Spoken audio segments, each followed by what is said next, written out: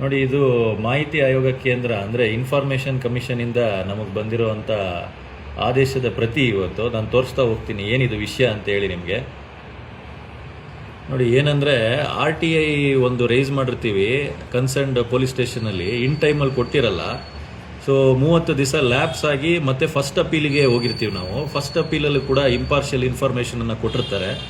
ಅದರ ವಿರುದ್ಧ ನಾವು ಮಾಹಿತಿ ಆಯೋಗ ಕೇಂದ್ರ ಅಂದರೆ ಕರ್ನಾಟಕ ಸ್ಟೇಟ್ ಇನ್ಫಾರ್ಮೇಷನ್ ಕಮಿಷನ್ಗೆ ಹೋಗ್ತೀವಿ. ಯಾಕೆ ನಾವು ಕೆಲವೊಂದು ಸಲ ನಾವು ಎಸ್ಕಲೇಟ್ ಮಾಡಿದ್ರೆ ಇಂಥ ಸಾರ್ವಜನಿಕ ಒಂದು ಕೆಲಸದಲ್ಲಿರುವಂಥ ಅಧಿಕಾರಿಗಳು ಅಥವಾ ಮಾಹಿತಿ ಹಕ್ಕು ಕೊಡುವಂಥ ಒಬ್ಬರು PIOಗಳಿಗೆ ಸರಿಯಾಗಿರುವಂಥ ಒಂದು ಪಾಠನ ಕಲಿಸ್ಬೋದು. ಅಂದರೆ ನೋಡಿ, ಆದೇಶದ ಪ್ರತಿ ಏನು ಹೇಳ್ತಾ ಇದೆ ಅನ್ನೋದನ್ನು ನಾನು ನಿಮ್ಮ ಮುಂದೆ ತೋರಿಸ್ತಾ ಓದ್ತೀನಿ.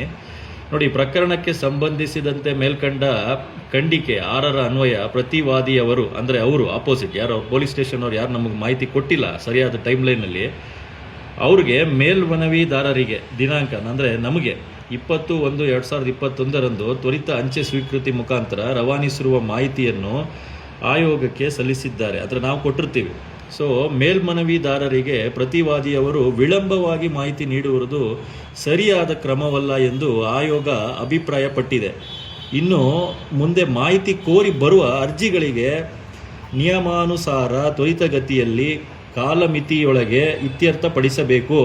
ತಪ್ಪಿದ್ದಲ್ಲಿ ತಮ್ಮ ವಿರುದ್ಧ ಮಾಹಿತಿ ಹಕ್ಕು ಕಾಯ್ದೆ 2005ರ ಕಲಂ 20 ಕ್ಲಾಸ್ 1ರ ಅಡಿಯಲ್ಲಿ ದಂಡ ಮತ್ತು 20 ಕ್ಲಾಸ್ 2ರ ಅಡಿಯಲ್ಲಿ ಶಿಸ್ತು ಕ್ರಮಕ್ಕೆ ಶಿಫಾರಸು ಮಾಡಲಾಗುವುದು ಎಂದು ಪ್ರತಿವಾದಿಗೆ ಎಚ್ಚರಿಕೆ ನೀಡುತ್ತಾ ಸದರಿ ಪ್ರಕರಣವನ್ನು ವಿಲೇವಾರಿ ಮಾಡಲಾಗಿದೆ. ಅಂದರೆ ಇದರ ಅರ್ಥ ಏನಂದರೆ, ಇದು ಫಸ್ಟ್ ಸೆಟ್ ಆಫ್ ವಾರ್ನಿಂಗ್ ಕೊಡ್ತಾ ಇದೆ.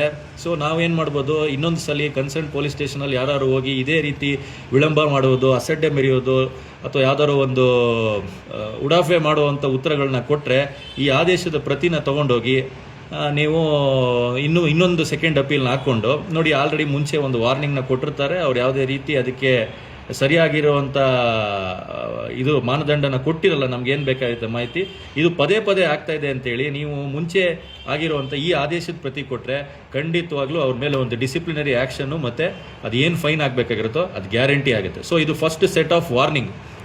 ಸೊ ಎಷ್ಟು ಚೆನ್ನಾಗಿ ಹೇಳಿದ್ದಾರೆ ಅಂದರೆ ನೋಡಿ, ಮಾಹಿತಿ ಆಯೋಗ ಕೇಂದ್ರದ ಮೇಲೆ ಇರುವಂಥ ನಮಗೆ ವಿಶ್ವಾಸ ಇನ್ನೂ ಜಾಸ್ತಿ ಆಗ್ತಾ ಇದೆ. ಆದ್ದರಿಂದ ಎಲ್ಲರೂ ತಮ್ಮ ಹಕ್ಕನ್ನು ಚಲಾಯಿಸಿ ಏನಿದೆ ನಿಮ್ಮ ಪವರ್ನ ಅದನ್ನು ವೆಸ್ಟ್ ಮಾಡಿ. ಯಾರು ಈಗ ದುಡ್ಡು ಕೇಳೋದು ಅಥವಾ ಸರಿಯಾಗಿ ಕೆಲಸ ಮಾಡಲ್ಲ ಅಂಥವ್ರಿಗೆ RTIನ ಉಪಯೋಗಿಸ್ಕೊಂಡು ನೀವು ಚೆನ್ನಾಗಿ ಬುದ್ಧಿ ಕಲಿಸ್ಬೋದು ಅಂತ ನಾನು ಈ ಮೂಲಕ ಹೇಳ್ಕೊತೀನಿ.